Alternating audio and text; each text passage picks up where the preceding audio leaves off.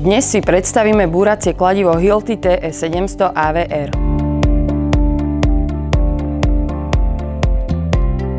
Je to profesionálny nástroj určený na sekanie v betóne a v murive.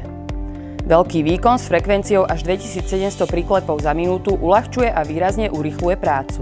Svoje uplatnenie nájde pri ťažkom búraní stien, odstránení obkladov na stenách a podlahách, presekávaní otvorov pre okná a dvere. Kladivo je určené na práce nepresahujúce 90 stupňový uhol, zároveň pre zdrsnenie povrchov stien a podláh. Správne založenie SD sekačov a špicov do kladiva.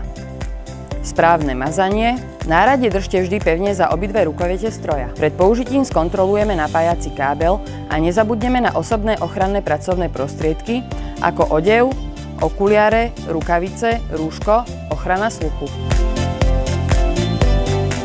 Ďalej si ukážeme ovládacie prvky na kladive, a to prepínač voľby funkcie, vypínač, servisné indikátory.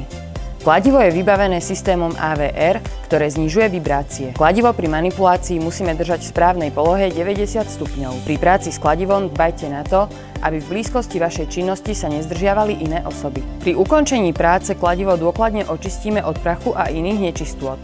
Nezabúdame na premazanie. Nášmu kladivu žiadna stena neodolá.